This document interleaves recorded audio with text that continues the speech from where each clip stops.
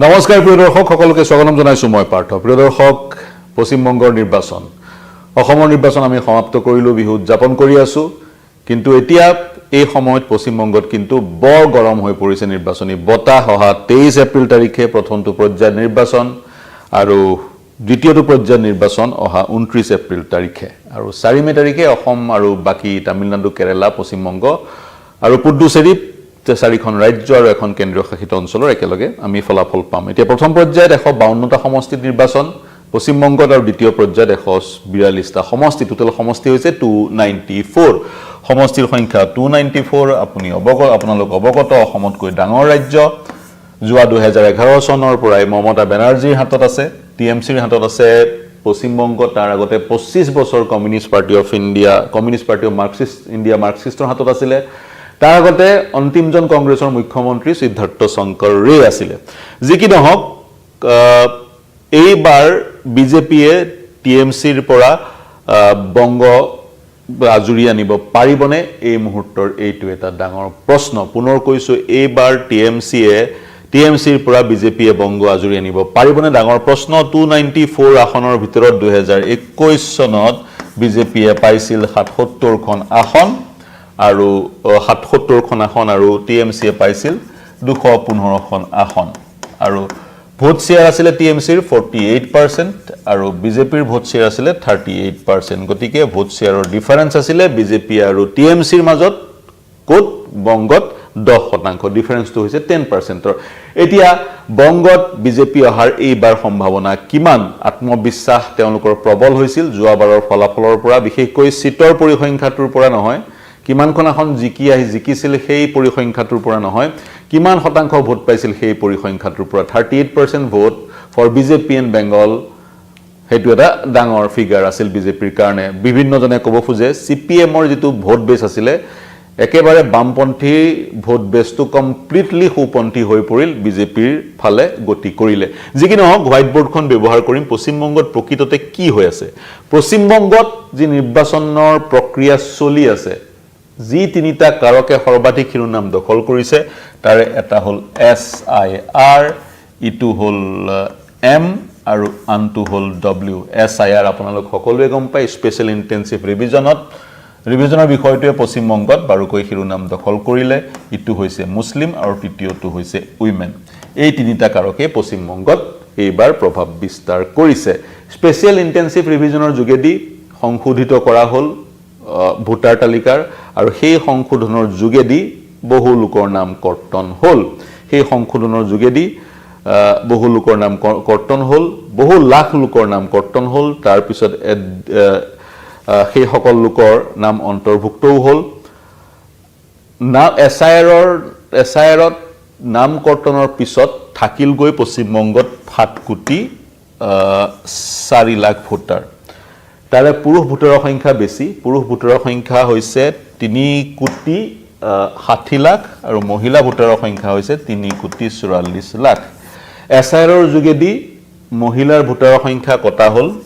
8.7% মহিলাক নাম কৰ্তন কৰা হ'ল SIRৰ যোগেদি, আৰু 7.5% পুৰুষৰ নাম কৰ্তন কৰা হ'ল। এতিয়া কথাটো হৈছে, দুটা প্ৰাসংগিক প্ৰশ্ন। প্ৰথমটো হৈছে, যদি তৃণমূল কংগ্ৰেছৰ দৃষ্টিভংগীৰ পৰা চাওঁ, বিভিন্নজনে ক'ব খোজে SIRৰ যোগেদি মুছলমানসকল বেছিকৈ প্ৰভাৱিত হ'ল,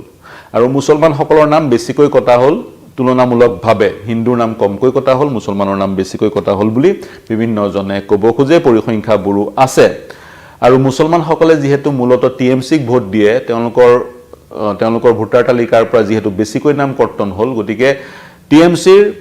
ভোটাৰৰ সংখ্যা হ্ৰাস পালে, যাৰ পৰিপ্ৰেক্ষিতত SIRৰ যোগেদি বিজেপি লাভান্বিত হ'ল বুলি বিভিন্নজনে ক'ব খোজে। উদাহৰণস্বৰূপে মুৰ্ছিদাবাদ, বাংলাদেশৰ সীমান্তৰ এখন জিলা, য'ত 68% মুছলমান আছে। ইয়াত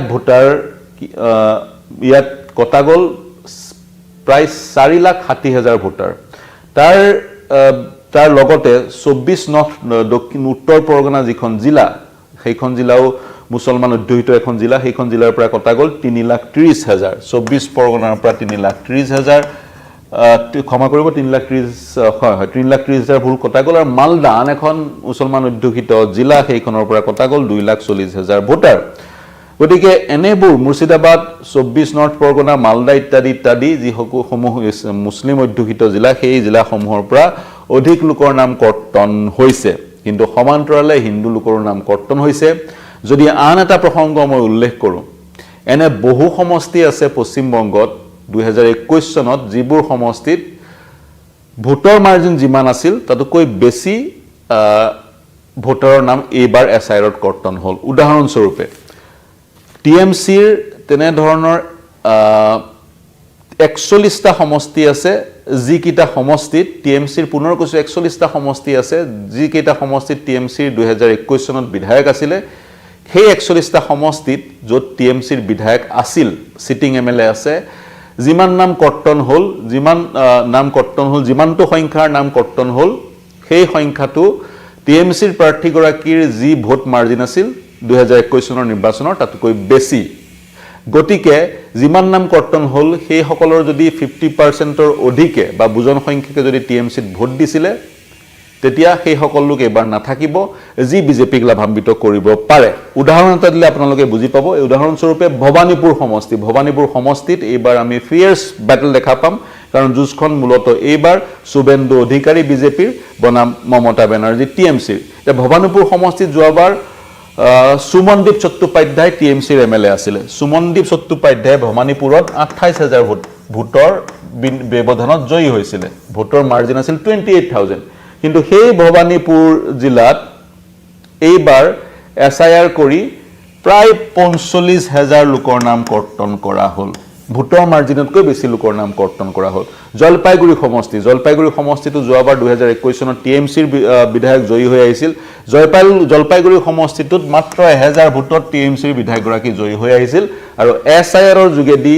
2025 চনৰ ডিসেম্বৰ আৰু 2026 চনৰ ফেব্ৰুৱাৰীৰ ভিতৰত জলপাইগুৰি সমষ্টিৰ 16000 লোকৰ নাম কৰ্তন হ'ল গতিকে সেই 16000 যদি যুক্তিৰ খাতিৰত ধৰি লও টিএমচিৰ সমৰ্থক সেই 16000 যদি টিএমচিৰ সমৰ্থক যি টিএমচিৰ প্ৰাৰ্থী মাত্ৰ 1000 ভোটৰ ব্যৱধানত 2021 চনত জয়ী হৈ আহিছিল তেতিয়া এইটো কিন্তু টিএমচিৰ কাৰণে বেয়া খবৰ বিজেপিৰ কাৰণে ভাল খবৰ গতিকে এছআইআৰে কেনেকৈ প্ৰভাৱ বিস্তাৰ কৰিব এছআইআৰে কেনেকৈ এবাৰ বংগৰ নিৰ্বাচনত প্ৰভাৱ বিস্তাৰ কৰিব তাৰ এক বিশ্লেষণ আগবঢ়ালো ইয়াৰ লগতে কিন্তু যি 77খন আসনত বিজেপি জয়ী হৈছিল 77খন আসনত 2021 চনত বিজেপি জয়ী হৈছিল 77খন আসনৰ ভিতৰত 29খন আসন এনেকুৱা য'ত বিজেপিৰ প্ৰাৰ্থীগৰাকী যিমান ভোটৰ মাৰ্জিনত জয়ী হৈছিল তাতকৈ এছআইআৰৰ যোগেদি বেছি লোকৰ নাম কৰ্তন হৈছে বিজেপিৰ 77খন আসনত জয়ী হৈছিল পুনৰ কৈছো 77খন আসনত 2021 চনত বিজেপি জয়ী হৈছিল বিজেপি 2021 চনত আৰু তাৰে 29খন আসন এনে ধৰণৰ বিজেপিৰ যদি দৃষ্টিভংগীৰে মই বিশ্লেষণ কৰোঁ এনে ধৰণৰ য'ত বিজেপিৰ উইনিং মাৰ্জিনত যিমান তাতকৈ বেছি লোকৰ সংখ্যা 2025-26 বৰ্ষৰ এছআইআৰত কটা গ'ল গতিকে তেনে সেই দিশৰ পৰা সেই 29খন আসনত কিন্তু বিজেপিৰ ভালনাৰেবিলিটি নোহোৱা নহয় এতিয়া এছআইআৰ প্ৰসংগটো উল্লেখ কৰিলো এতিয়া তাৰ সমান্তৰালে আন এক বাতৰিয়ে দৃষ্টিগোচৰ কৰিছে পশ্চিমবংগৰ বেলিকা পশ্চিমবংগত সেন্ট্ৰেল আৰ্ম পেৰামিলিটাৰী ফৰ্চেছৰ যিমানবোৰ বাহিনী আছে বিএছএফ সিআইএছএফ সিআৰপিএফ এছএছবি আইটিবিপি সকলোৰে মুৰব্বী বেংগলত উপস্থিত হৈছেগৈ বৈঠক অনুষ্ঠিত কৰিছে আপাতত পশ্চিমবংগৰ নিৰ্বাচন ফ্ৰী এণ্ড ফেয়াৰ যাতে হয় সেয়া সুনিশ্চিত কৰিবলৈ তেওঁলোক তালৈ গৈছে কিন্তু ভাৰতৰ নিৰ্বাচনী ইতিহাসত তেনে ধৰণৰ ঘটনা বিৰল এতিয়া আহো দ্বিতীয়টো ফেক্টৰ যিটো ফেক্টৰে অতি সম্প্ৰতি সকলোতে ক্ৰিয়া কৰা পৰিলক্ষিত হৈছে সেই ফেক্টৰটো হৈছে ডব্লিউ ফেক্টৰে অসমতো ক্ৰিয়া কৰিব বুলি বিভিন্নজনে ক'ব বিচাৰিছে আজিৰ তাৰিখত ভাৰতবৰ্ষত বিশেষকৈ উত্তৰ ভাৰত আৰু পূব ভাৰতৰ আৰু পশ্চিম ভাৰতৰ ৰাজ্যসমূহত ডব্লিউ হৈ পৰিছে এটা কোহেচিভ ইলেক্টৰেল ব্লক CEB এই ডব্লিউয়ে যদি একচেটিয়াভাৱে কাৰোবাক ভোট দিয়ে তেতিয়া সাংঘাতিকভাৱে নিৰ্ণায়ক ভূমিকা ল'ব পাৰে এতিয়া পশ্চিমবংগত এই ডব্লিউ কাৰ হৈতে আছে আপাতত পশ্চিমবংগত ডব্লিউ মমতা বেনাৰ্জীৰ হৈতে আছে যাৰ পৰিপ্ৰেক্ষিতত 2011 2016 2021ত বিনা দ্বিধাই মমতা বেনাৰ্জীৰ টিএমচি আৰু মমতা বেনাৰ্জীয়ে শাসনৰ বাকজৰি লাভ কৰিছে এতিয়া মই যদি এক্সাম্পলটো দিওঁ মন কৰিব 2006 চনত যিমান মহিলা আছিল পশ্চিমবংগত তাৰে 81% ভোট দিছিলে তাৰ পিছত মন কৰিব 2011ত যিমান মহিলা আছিলে তাৰে ভোট কিমানে দিলে 85% ইনক্ৰিজ কিমান হল 4%ৰ ইনক্ৰিজ এই 4%ৰ যি ইনক্ৰিজ এই যি সুইং কাৰ পক্ষত গল মমতা বেনাৰ্জীৰ পক্ষত গল 11ত মমতা বেনাৰ্জীয়ে চৰকাৰ বনালে 2016ত এই যি সুইং যিমান মহিলা আছিল তাৰে 94% ভোট দিবলৈ ওলাই আহিলে চাওক 85%ৰ পৰা কিমান বৃদ্ধি হল মহিলাৰ ভোটাৰৰ সংখ্যা 9% বৃদ্ধি হল কোন লাভান্বিত হল পুনৰ মমতা বেনাৰ্জী 2021ত আমি পৰিলক্ষিত কৰিলো পুৰুষতকৈ অধিক মহিলাই ভোট দিবলৈ ওলাই আহিল শতাংশৰ দিশৰ পৰা 2021ত পুৰুষক চেৰ পেলালে যি এক প্ৰতিচ্ছবি যি এখন ছবি আমি এবাৰ 2026ত অসমৰ ইলেকশ্যনত দেখিছো তেনে ধৰণৰ ঘটনা 2021তে বেংগলত আমি পৰিলক্ষিত কৰিলো একদম ধাহিমুহি মহিলা ওলাই আহিল পুনৰ লাভান্বিত কোন হল টিএমসি অৰ্থাৎ সেই দৃষ্টিৰে মহিলাসকল মমতা দিদিৰ হৈতে আছে পৰিসংখ্যাৰ দৃষ্টিৰে চালে বিজেপিয়ে যোৱাবাৰ মহিলাসকলৰ ভোট লাভ কৰিছিল 37% আৰু টিএমসিয়ে লাভ কৰিছিল মহিলাসকলৰ যিমান মহিলা আছে তাত সেই সকলৰ 50%তকৈ আধাতকৈ অধিক ভোট টিএমসিয়ে লাভ কৰিছিল 2021ত আৰু সেই পৰিসংখ্যাৰ দৃষ্টিৰ পৰা আজিৰ তাৰিখত মহিলাসকল টিএমসিৰ লগত আছে বুলি বিভিন্নজনে ক'ব খোজে কিন্তু তাত ডিভিজন আনিবলৈ বিজেপিয়ে প্ৰয়াস কৰিছে এতিয়া বিজেপিয়ে যি এক প্ৰয়াস কৰিলে মহিলাৰ সংৰক্ষণৰ এক ব্যৱস্থা কৰাৰ বিশেষকৈ বিধানসভা সমূহত আৰু লোকসভাত সেই প্ৰয়াস বিফল হ'ল কাৰ কাৰণে টিএমসি সদৃশ বিৰোধীৰ কাৰণে কংগ্ৰেছ সদৃশ বিৰোধীৰ কাৰণে গতিকে এই বাগধাৰাই বিজেপিৰ এই প্ৰয়াসে বংগৰ মহিলাসকলৰ মাজত প্ৰভাৱ বিস্তাৰ কৰিবনে সেইটো এটা ডাঙৰ প্ৰশ্ন ৰাজনৈতিক বিশ্লেষকে ক'ব খোজে যদিহে মুছলমানসকলে আৰু মহিলাসকলে এম আৰু ডব্লিউ ফেক্টৰ যদি টিএমসিৰ হৈতে আছে টিএমসিৰ পুনৰ জয়ৰ পথ প্ৰশস্ত হ'ব কিন্তু যদিহে ডব্লিউ ফেক্টৰটো বিজেপিৰ ফালে গুচি যায় বিহাৰ সদৃশ বা অসম সদৃশ আপাতত অসম সদৃশ তেতিয়া কিন্তু টিএমসিৰ কাৰণে বিপদ হ'ব পাৰে বিজেপিৰ কাৰণে ভাল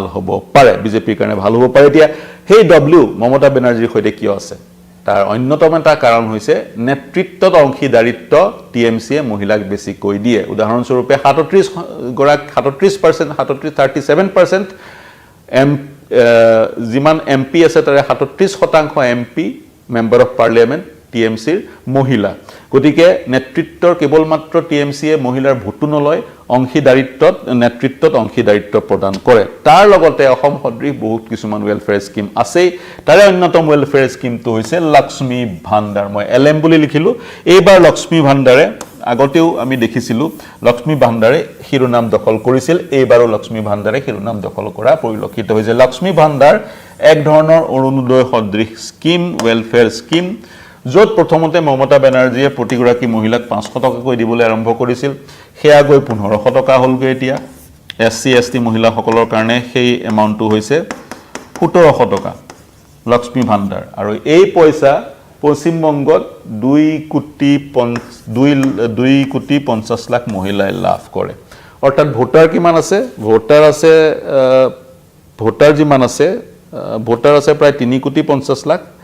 আৰু স্কিম লাভ কৰে 2,50,00,000 2,50,00,000 লোকে এই স্কিম লাভ কৰে বিজেপিয়ে কি কৰিছে বিজেপিয়ে প্ৰতিশ্ৰুতি দিছে 1500 টকাটো 3000 টকালৈ তেওঁলোকে বৃদ্ধি কৰিব আৰু বিজেপিয়ে ক'ব বিচাৰিছে বিগত সময়ৰ বিভিন্ন ঘটনাৰ আঁত ধৰি আৰজি কৰে হওক বা আন ঘটনাবোৰেই হওক মহিলা বংগত সুৰক্ষিত নহয় বিজেপিৰ চৰকাৰখন আহিলেহে বংগত মহিলা সুৰক্ষিত হ'ব এতিয়া কথাটো হৈছে দুটা কথা এসআইআৰৰ যোগেদি ভোটাৰৰ নাম কৰ্তন হৈছে লাখে লাখে ভোটাৰৰ নাম কৰ্তন হৈছিল তেওঁলোকৰ সকলোৰে নাম অন্তৰ্ভুক্ত নহল একাংশৰ নাম অন্তৰ্ভুক্ত হলেও সকলোৰে নাম সেই তালিকাত অন্তৰ্ভুক্ত নহল কৰ্তন হোৱা লোকসকল যদিহে টিএমসিৰ ভোটাৰ আছিল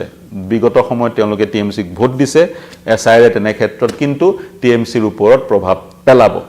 কিন্তু আমি একেবাৰে নিৰ্দিষ্টকৈ কৈ দিব নোৱাৰো কৰ্তন কৰা লোকসকল কৰ্তন হোৱা লোকসকল কেৱল টিএমচিৰ ভোটাৰ তাৰে মাজত বুজন সংখ্যক বিজেপিৰো ভোটাৰ থাকিব পাৰে যোৱাবেলি বিজেপিয়ে পুনৰ কৈছো আৰম্ভণিতে কৈছিল 38% ভোট পাইছে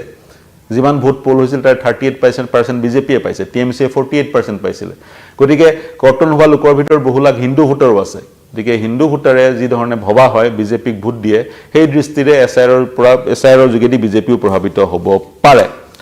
দ্বিতীয়টো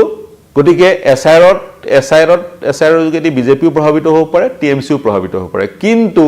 মহিলাসকলে যাক একচেটিয়া ভোট দিব কাৰণ মই পুনৰ কৈছো মহিলাসকল শেহতীয়াকৈ কোহেসিভ ইলেক্ট্ৰেল ব্লকলৈ ৰূপান্তৰ হৈছে যদিওবা তেওঁলোকৰ মাজত জি এছচি এছটি বা বিভিন্ন জাতি জনগোষ্ঠীক প্ৰতিনিধিত্ব যিসকলে কৰে এটা জাতিৰ মহিলাসকলৰ যি প্ৰত্যাশা আন এটা জাতিৰ মহিলাৰ প্ৰত্যাশাৰ সৈতে পৃথক সেই বিষয়টো আছেই তৎসত্ত্বেও কিন্তু টিএমচিৰ বিগত সময়ৰ কিছুমান নীতিৰ জৰিয়তে তেওঁলোক কোহেসিভ এটা ফোৰ্সলৈ ৰূপান্তৰ হৈছে আৰু তেওঁলোকে কিন্তু যাক ভোট দিব একচেটিয়াকৈ যিটো দলক ভোট দিব সেই দলটোৱে সেই খাই মাৰিব বুলি ৰাজনৈতিক বিশ্লেষকে ক'ব খোজে দিয়া কিন্তু মহিলাসকলৰ মাজত একদম স্মলেষ্ট অফ সুইংও কিন্তু ডাঙৰ পৰিৱৰ্তন আনিব পাৰে উদাহৰণস্বৰূপে এইবাৰ যদি 95% মহিলা ভোট দিবলৈ ওলাই আহে আৰু যোৱাবাৰতকৈ যদি বেলেগকৈ যোৱাবাৰ যিটো দলত তেওঁলোকে ভোট দিছিলে এবাৰ হেতু দলত নিদি 5%ও যদি হেতু দলত নিদিয়াৰ সিদ্ধান্ত গ্ৰহণ কৰে তেতিয়াও কিন্তু সুইং হ'ব পাৰে ফলাফল আনেক ফলাফল আমাৰ সন্মুখলৈ আহিব পাৰে আৰু সেই কাৰণে মহিলাসকলক আকৰ্ষিত কৰাৰ টিএমচি বিজেপিয়ে পূৰ্ণ চেষ্টা চলাইছে আৰু আন দুটা দল কমিউনিষ্ট পাৰ্টি অফ ইণ্ডিয়া মাৰ্কসিষ্ট আৰু কংগ্ৰেছ আজিৰ তাৰিখত পশ্চিম বংগত অপ্ৰাসংগিক হৈ পৰিল যেহেতু পশ্চিমবংগ নিৰ্বাচন দুটা পৰ্যায়ত প্ৰিয় দৰ্শক গতিকে অনাগত সময়ত আমি পশ্চিমবংগৰ নিৰ্বাচনৰ বিভিন্ন বাতৰি বা বিশ্লেষণ আমি দিয়াহিম অসমৰ মুখ্যমন্ত্ৰী ডক্টৰ হিমন্ত বিশ্ব শৰ্মাই মাৰাথন ৰেলী চলাইছে পশ্চিমবংগত বিভিন্ন সমষ্টিত গৈ ৰেলী চলাইছে বিজেপিয়ে আন এটা বাগধাৰা বা আন এটা বিষয় এইবাৰ নিৰ্বাচনত উত্থাপন কৰিব বিচাৰিছে সেইটো হৈছে ইনফিল্ট্ৰেশ্যন প্ৰবজনকাৰীৰ বিষয়টো আৰু মুখ্যমন্ত্ৰী গৰাকীয়ে যি ধৰণে অসমত কয় তাতো স্পষ্ট কৰি দিছে ইনফিল্ট্ৰেটৰ্ছৰ প্ৰবজনকাৰীৰ ভোট বিজেপিক নালাগে মুখ্যমন্ত্ৰীৰ প্ৰচাৰে বংগত কিমান প্ৰভাৱ বিস্তাৰ কৰিব সেয়া হ'ব লক্ষণীয় বংগৰ নিৰ্বাচনক লৈ বিভিন্ন সময়ত আমি বিশ্লেষণ আগবঢ়াই থাকিম 24 তাৰিখে নিৰ্বাচন আৰু 29 তাৰিখে নিৰ্বাচন বংগৰ নিৰ্বাচনৰ সন্দৰ্ভত কিবা মন্তব্য কৰিব বিচাৰিলে আমাৰ ইউটিউব চেনেলৰ ফেচবুক পেজত প্ৰৱেশ কৰি মন্তব্য কৰিব এই বিশ্লেষণ কেনে পালে জনাব পশ্চিমবংগ আৰু তামিলনাডুৰ নিৰ্বাচন বাকি আছে সেই দুটা নিৰ্বাচনৰ সকলো খবৰৰ কাৰণে চাই